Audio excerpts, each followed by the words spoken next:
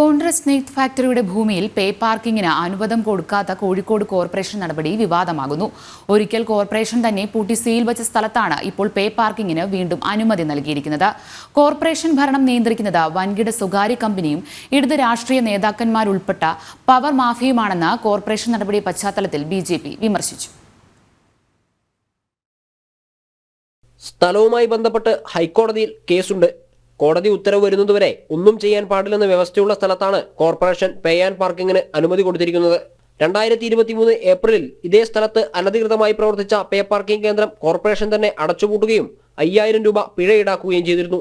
എന്നാൽ 2 ആഴ്ചയ്ക്ക് മുമ്പ് പാർക്കിംഗ് കേന്ദ്രം വീണ്ടും പ്രവർത്തനം ആരംഭിച്ചു. ഇതിനെതിരെയാണ് ബിജെപിയുടെ വിമർശനം.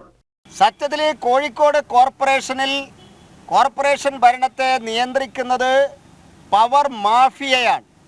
കോർപ്പറേഷൻ മേയർക്കും അവിടെ ചർച്ച നടത്തുന്ന കൗൺസിലർമാർക്കൊന്നും ഒരു അധികാരമില്ല.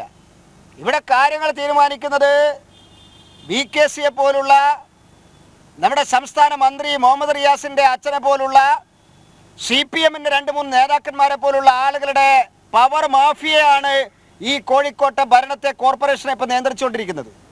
നമ്മൾ കോൺഗ്രസ് ഏറ്റെടുക്കൽ നടപടി പൂർത്തിയാക്കണമെന്ന് ആവശ്യപ്പെട്ടുകൊണ്ട് 15 വർഷമായില്ലേ സമരം ചെയ്യാൻ തുടങ്ങിയിട്ട്. ഇവിടെ പ്രദേശത്ത് ഒരു ഷെഡ് കൂടി പണിതിട്ടുണ്ട്. 24 മണിക്കൂറിനുള്ളിൽ പണിതീർത്ത ഷെഡിൽ വൈദ്യുതി കണക്ഷൻ എത്താനും താമസമുണ്ടായില്ല. ഇതും പവർ ഗ്രൂപ്പിന്റെ സ്വാധീനമാണെന്നാണ് ബിജെപിയുടെ ആരോപണം. അതേസമയം പേ പാർക്കിംഗ് തുടങ്ങിയതിനെതിരെ കോംട്രസ്റ്റ് തൊഴിലാളി കൂട്ടായ്മ, collector, mayor, corporation secretary, city police commissioner, KSEB എന്നിവർക്ക് പരാതി നൽകിയിട്ടുണ്ട്. ജനം, കോഴിക്കോട്.